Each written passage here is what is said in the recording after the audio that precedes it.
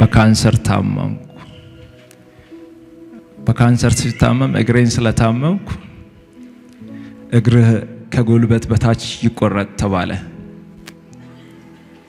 እግሬማ አይቆረጥም ብዬ ከእግዚአብሔር ጋር መነጋገር ጀመርኩ። እንዲህ ብዬ እግዚአብሔርን ጠየቅኩት፣ እግሬን የምትፈውስ ከሆነ በእነዚህ እግሮቼ ቆሜ አንተን አገለግላለሁ አልኩት።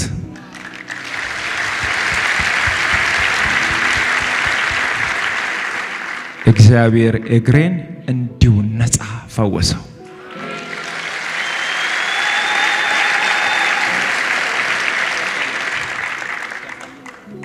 ሚታይ ከሆነ ይታያል። እዚህ ጋር የጠባስ ይሄኛው ቦታ ነው በካንሰር የታመምኩበትና ይሄኛው አሁን በስጋ ተሸፍኖ ደህና ነኝ። በዚህ እግር ዘላለሁ፣ እንቀሳቀሳለሁ፣ ይሰራለሁ። ይሄኛው እግር ነበር ጠላት ይቆረጥ ያለው። እግዚአብሔር ግን አይቻልም ብሎ ከለከለው።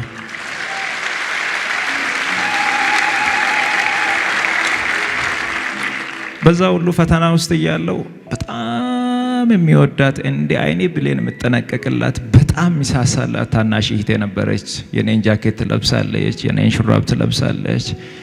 በቃ እኔ የሚያደርገውን ነገር ነው የምትለብሰው። በጣም ነው የምወዳት፣ በጣም ነው በቃ ጥሩ ቦታ የሚሰጣት። እሷን በጣም ትወደኛለች። ቤተሰቤ በጣም በቃ ሁሉም ነው የምንወዳትና አንድ ቀን የሆነች የሻይ ቡና ብር ማዘር ሰታኝ፣ ያችን ሻይ ቡና ብር ይዤ የሆነ ሆቴል ላይ ቁጭ አልኩና ደወለች እኔ ጋር።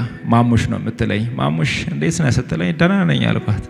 ልብስ የለኝም እኮ ለምን አትገዛኝም አለች። ገንዘብ የለማ ልብስ ለመግዛትና ሆቴል ላይ ቁጭ ብያለሁ። ማዘር 100 ብር ሰታኝ ነበር፣ በደንብ አስታውሳለሁ ጊዜውንና ልብስ ግዛልኝ ስትለኝ የሆነ ልብስ የሚሰሩ ነጋዴ ጓደኞች ስለነበሩ ከነሱ በዱቤ ለመቀበል እሷን ላለማሳዘን ስል ምንም ችግር የለም እኔ የኔ እናት እዛ መሳላ ነኝ ብዬ ቀጠርኳት። ከዛ ትመጣለች ብዬ ጠበቅኩ፣ ትመጣለች ብዬ ጠበቅኩ፣ ትመጣለች ብዬ ጠበቅኩ። ለካ እሷ አርፋለች እና እግዚአብሔር ይመስገን፣ እግዚአብሔር ይመስገን። ይሄ ማረፏን ሰማውና ሆስፒታል ሮጬ ሲደርስ የነበረው ትንሽ ትንቀሳቀስ ነበረና እጄ ላይ አረፈች። ሌላኛው ፈተና ገጠመኝ ማለት ነው። ከዛ በኋላ ራሴን አላቅም በብዙ መንገድ ተጎዳውና እንደምንም ጥርሴን ነክሼ እህቴን ቀበርኳት። እግዚአብሔርን ግን እንዲህ አልኩት፣ እህቴ ስትሞት በልብ መምታማ ነበር የሞተችው። ወንድሜ እዚህ ያለ ወንድሜ ነጋዴ ነው፣ ብር ያለው ሰው ነው። ወንድሜን ላለማስጨነቅ ምንም ነገር አልነገርኩትም። አባቴ ገንዘብ ያለው ሰው ነው፣ በደንብ የሚታወቅ አባት ነው ያለኝ። ወንድሞች ያለኝ በብዙ የተባረኩ፣ እነሱን ላለማስጨነቅ የእሷን ህመም እኔ ተሸክሜ ነበር እና በልብ ህመም ምክንያት እንደታመመች ነግራኝ ነበር። ከዛሬ ነገ እግዚአብሔር ገንዘብ ሲሰጠኝ አሳክማታለሁ እያልኩ ሳላሳክማት አረፈች። እግዚአብሔርን ግን እንዲህ ያልኩት፣ እኔን በህይወት የምታቆየኝ ከሆነ የታመሙትን አሳክማለሁ፣ እኔን በህይወት አኖረኝ አልኩት።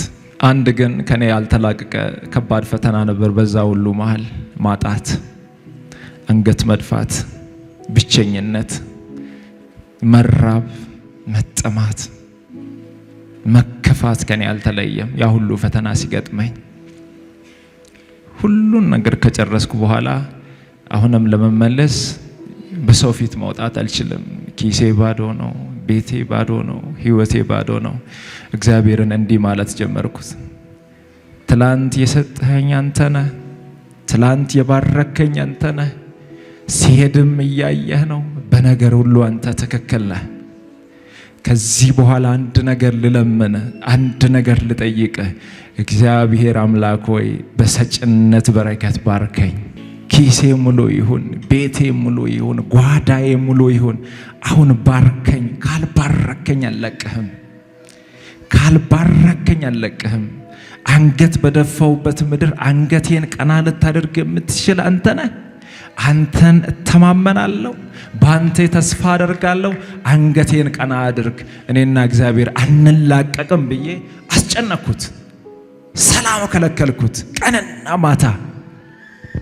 ለሰው ብትናገሩ፣ ለሰው ችግራችሁን ብትነግሩ ሰምቶ ባልሰማ ሊያልፍ ይችላል። መጣ ደግሞ ሊል ይችላል። እኔ ቀንና ማታ እግዚአብሔርን ባርከኝ። አሁን በሁሉ ነገር ተፈትኛለሁ። ማጣትን አይቻለሁ፣ ማግኛትን አይቻለሁ። የሚወደውን ሰው በማጣት ተፈትኛለሁ፣ ታምሜያለሁ። በቃ ሁሉ ነገር በቃኝ። አሁን ከባረከኝ ለአንተ እኖራለሁ ብዬ እግዚአብሔርን አስጨነኩት፣ ሰላም ከለከልኩት።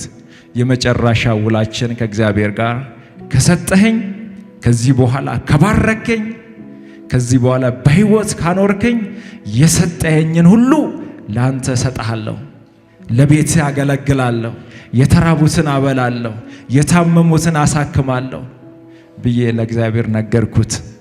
ይህንን ቃል ከእግዚአብሔር ጋር ከገባው በኋላ የኔ ነገር አዲስ እየሆነ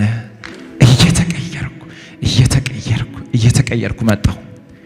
ከዛ በኋላ ከቤት ማውጣት ጀመርኩ፣ ልብስ መልበስ ጀመርኩ፣ ኪሴ ውስጥ ገንዘብ መያዝ ጀመርኩ። ከዛ በኋላ ወንድሞቼ ገንዘብ አላቸው፣ አባቴ ገንዘብ አላቸው እኮ።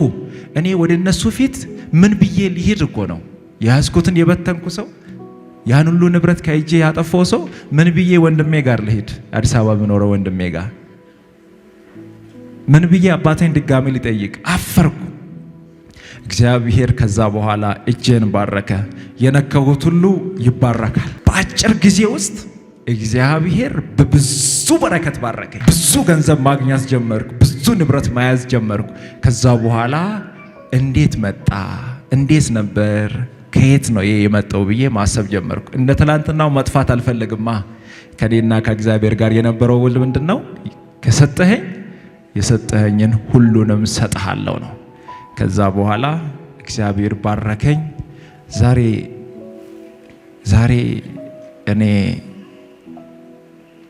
እኔ እዚህ ቦታ ላይ መቀመጥ እኮ እውነት ለመናገር የሚገባኝ ሰው አይደለሁም። እግዚአብሔር ስለፈለገ፣ እግዚአብሔር ስለወደደኝ ነው። የእግዚአብሔር ጊዜ ስለሆነ ነው። ዛሬ የምታዩት አብነት፣ ዛሬ ብር የሚሰጥ አብነት፣ ዛሬ የታመሙትን የሚያሳክም አብነት፣ ዛሬ የተራቡትን የሚያበላ አብነት እግዚአብሔር ደካማውን አንስቶ መርዳት እንደሚችል ማሳያው ነው አብነት። እኔን እየረዳኝ ያለው የሚረዳኝ እግዚአብሔር ነው። የሰው ልጅ በአቅሙ ሊበረታ አይችልም። በእውቀቱ የሚፈልገውን ነገር ማሳካት አይችልም። በሀብት የፈለገውን ነገር መግዛት አይችልም። በእግዚአብሔር ፈቃድ ነው ሁሉ ነገር የሚሆነው።